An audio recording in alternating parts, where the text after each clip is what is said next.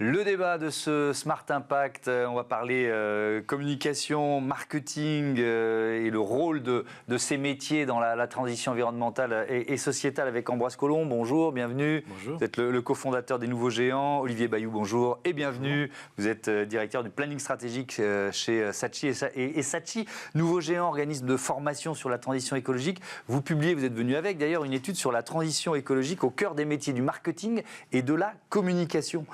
Quelle leçon principale vous en retirez de cette étude ? Alors l'étude, elle est plus large que ça. On fait 11 métiers. Donc, oui. Marketing, c'est l'un d'entre eux. Mais là, on parle du marketing. Mais là, aujourd'hui, on parle du marketing. Et la leçon principale qu'on amène dans l'étude et le message qu'on veut porter, c'est que l'ensemble des métiers vont bouger. Et aujourd'hui, quand on parle de transition écologique, on s'intéresse beaucoup aux nouveaux métiers. Ouais. Nous, ce qu'on veut dire, c'est concrètement un métier qui existe depuis toujours, qui a toujours existé, comme le marketing. Ouais. Il va bouger autant que la finance, l'IT, le RH, etc. Tous les métiers existants vont se développer aussi. Mais ça veut dire quoi ? Ça veut dire qu'il faut inscrire la notion principale, qui est la notion de limite planétaire, dans toute réflexion marketing, dans toute réflexion de communication ? Exactement, c'est ça l'idée. C'est en fait pour contribuer à la transition écologique. Les personnes en marketing ont des nouvelles missions qui vont être typiquement de communiquer différemment pour inciter les gens à passer de la profusion, on va acheter toujours plus, à la sélection, les inviter au questionnement, c'est-à-dire est-ce que j'en ai vraiment besoin ? C'est pas vraiment la question principale du marketing aujourd'hui. Et donc voilà, faire bouger un peu les imaginaires, les récits pour les clients et pas que en interne, pour les salariés, etc. C'est effectivement, Olivier Bayou, un changement d'état d'esprit. C'est-à-dire que le rôle du marketing, c'est d'abord de faire vendre et de faire vendre peut-être toujours plus. Donc, c'est déjà à l'œuvre, ce changement d'état d'esprit ? Alors oui, la communication, c'est efficace, donc ça fait vendre. Bah oui. Voilà, c'est ce qu'on s'est évertué pendant des années à démontrer. Donc maintenant, il n'y a plus de démonstration à faire là-dessus, mais il y a une autre démonstration à faire, c'est que ça peut faire autre chose que vendre. Ouais. Et donc ça peut vendre des imaginaires, ça on le sait aussi. Donc c'est des impacts qui sont importants à avoir en tête quand on pratique ce métier, quoi. Est-ce que l'évolution dont on parle, c'est-à-dire cette idée limite planétaire, cette idée peut-être de ne pas être forcément dans une logique d'économie linéaire, est-ce qu'elle est déjà à l'œuvre, vous ? Est-ce que vous la voyez à l'œuvre dans les différentes campagnes et dans la relation que vous avez avec vos clients ? Alors, elle est à l'œuvre, mais de façon très inégale suivant les entreprises. Ouais. Il y a des entreprises qui sont très avancées sur ces sujets-là, et puis d'autres qui ont encore beaucoup de chemin à faire. Les consommateurs eux-mêmes ont beaucoup de chemin à faire dans la prise de conscience des impacts de la consommation. Mais les impacts de la consommation sont au cœur de notre réflexion aujourd'hui. Il y a des risques liés à ces enjeux RSE, Ambroise Collomb, pour les marques et par ricochet pour les professionnels du marketing ? Oui, bien sûr, de plus en plus. Le premier risque évident auquel on pense, c'est celui du greenwashing. Il y a plusieurs entreprises qui se sont fait retoquer récemment sur ces sujets et ça devient de plus en plus dur. Le réglementaire pousse un peu sur le thème. Les gens sont moins naïfs aussi. Donner un impact sans être précis sur la méthode de calcul, etc., c'est des choses qui sont de moins en moins acceptées. Et puis, il y a un autre risque, qui est peut-être un peu plus systémique, c'est que quand on est dans un modèle complètement volumique, où on va vendre du neuf, si on a une pénurie de ressources, on va plus savoir vendre les mêmes quantités. Et donc, le rôle du marketing est d'anticiper un peu ces changements qui peuvent être brutaux en faisant, c'est un peu la pub du dévendeur, mais de l'ADEME, c'est-à-dire... Qui ne s'est pas fait que des amis d'ailleurs, souvenons-nous de la polémique à l'époque. Mais qui participe de cette nouvelle mission du marketing, qui est un peu de lisser la courbe, c'est-à-dire on va faire de la pédagogie pour dire il y a d'autres manières de vendre. On peut vendre du service au lieu de vendre du neuf, on peut vendre de l'occasion, etc. Et en fait, si le marketing fait bien ce travail-là, demain, quand il y aura des pénuries, on sera prêt parce qu'on aura anticipé d'autres manières de faire vivre des business models qui sont très sains et qui peuvent être très rentables. Il y a une mission, vous parliez d'imaginaire. Ça m'intéresse de vous entendre là-dessus. De quel imaginaire on part et lequel on peut espérer créer ? Parce que l'une des difficultés, c'est l'acceptabilité de la transition, soit pour des raisons économiques, tout simplement de portefeuille, d'inflation, soit parce qu'on a été bombardé de messages anxiogènes, culpabilisateurs, etc. etc. Comment changer cette logique-là ? Alors, c'est pas simple. C'est clair que c'est pas simple, mais il y a vraiment l'idée que dans les imaginaires, on doit passer de choses qui sont très quantitatives à des choses plus qualitatives, des choses qui sont plus sur le matériel, qui vont aller vers le lien ou vers la relation.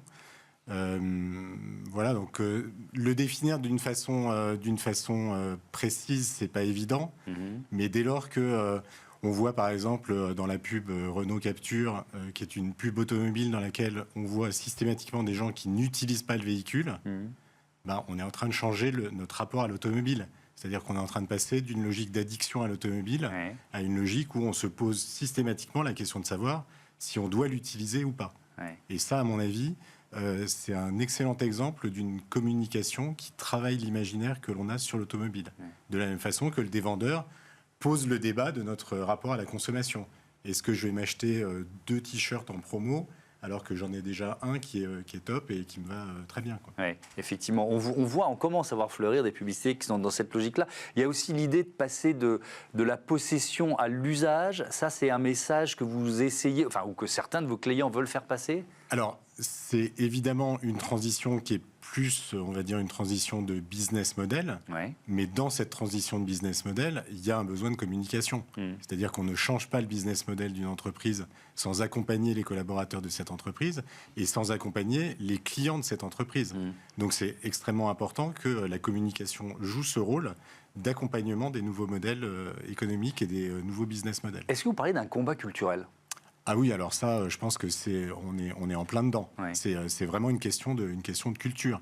La communication, la pub, elle s'est développée avec la société de consommation. Elle a développé l'American Way of Life partout dans le monde. Elle a accompagné la globalisation et aujourd'hui, elle doit accompagner un Planet Way of Life. Un Planet Way of Life. Alors, imaginons une entreprise américaine dans l'Amérique de Donald Trump qui veut faire de la publicité dans l'Europe de la CSRD. J'aurais pas dû parler des États-Unis. Mais si, j'avais prévu la question de toute façon. Vous voyez cette espèce de casse-tête pour une marque en Ambroise-Colomb. Il y a vraiment des messages et des tendances contradictoires aujourd'hui. Honnêtement, c'est sûr que si on prend les deux extrêmes, les faire se parler, c'est un peu d'ailleurs le problème, c'est peut-être pour ça que Trump est arrivé, c'est que faire se parler des messages aussi contradictoires, c'est compliqué. Après, nous, par exemple, en tant qu'organisme de formation, on a quand même un job d'aller vendre nos formations à des entreprises, etc. On arrive à avoir un discours hyper héroïste sur ces sujets-là.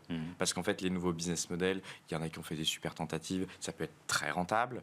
Donc en fait, on arrive à se faire discuter le monde économique et l'impact. Et s'il faut raconter de la rentabilité, la deuxième chose qu'on peut raconter, c'est de l'attractivité des talents. Il y a quand même beaucoup d'entreprises qui, en poussant ces modèles, n'attirent plus, et c'est pas seulement des jeunes. Et donc en fait, quand on commence à reprendre les éléments du discours classique, on arrive à convaincre qu'en fait, il faut changer de direction.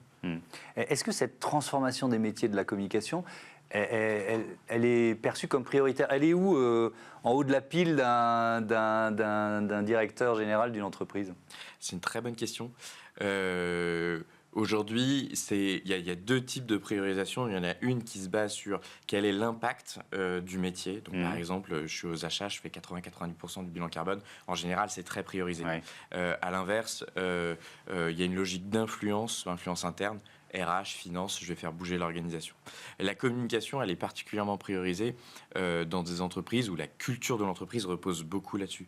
Donc typiquement des entreprises du monde de la consommation, du B2C, s'ils veulent bouger de business model, ça fait partie des premiers acteurs.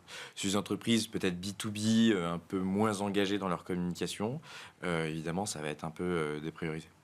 Un chiffre sur la part du numérique dans les budgets publicitaires. L'essentiel des investissements publicitaires s'effectue désormais sur l'espace numérique. Ça représentait l'an dernier, 2024, 58% des dépenses mondiales de publicité. Olivier Bayou, il y a ce qu'on appelle dans cet univers le retargeting. Peut-être expliquer en quelques mots ce que c'est et pourquoi on est au cœur de notre débat. Alors le retargeting, c'est un sujet compliqué, mais c'est un sujet très simple. Vous allez sur un site, vous regardez un produit et vous n'allez pas jusqu'au bout de l'achat. Voilà. Bon, eh bien, vous avez remarqué qu'après, quand vous allez aller sur d'autres sites, des sites d'information, ou quand vous allez aller sur Facebook, vous allez être retargeté, donc vous allez être reciblé. On va vous reproposer le produit que vous n'avez pas acheté. Donc oui, effectivement. Là, on est dans une incitation à la consommation. Une incitation très claire à la consommation. Donc on est en train de vous dire, tu l'as pas acheté. Est-ce que tu es vraiment sûr que tu veux pas l'acheter, quoi. C'est efficace. Voilà. C'est extrêmement efficace. Ouais. C'est diaboliquement efficace, je dirais même. Okay. Et comme c'est diaboliquement efficace, il faut un petit peu s'en méfier. Et puis il faut peut-être s'interroger sur le type de produit sur lequel on utilise le retargeting. Ouais. Voilà. Parce que forcément, sur des produits d'impulsion, le retargeting va être encore plus efficace. Des produits pas chers, d'impulsion, sur des cibles jeunes, vous pouvez y arriver. Oui, je vois très bien de quoi vous allez parler. Au cœur du sujet. Ouais. Voilà. Et accessoirement, l'un des produits ou l'un des secteurs qui a un bilan carbone le plus catastrophique. Exactement. Donc on démultiplie l'impact du Là, quand on se parle d'impact, ouais. effectivement, on est dans l'explosion de l'impact négatif, quoi. Ouais. Et ça, c'est un message que certains entendent, parce que si c'est efficace, si ça fait vendre des produits, bon... alors c'est un message que moi j'essaye de porter à titre personnel, mais je pense qu'il n'y a que la réglementation qui pourrait désinciter certains acteurs à faire du retargeting publicitaire et à investir massivement en retargeting publicitaire pour vendre leurs produits. Ouais. Peut-être qu'il y a très vite. Il y a aussi un enjeu social derrière, qui est qu'en fait les gens s'endettent énormément avec tout ça. Et donc, du coup, il y a peut-être une prise de conscience aussi par là de c'est dans votre intérêt de ne pas le faire. Merci à tous les deux et à bientôt sur Bismart for Change. On passe à notre rubrique Merci. Startup tout de suite.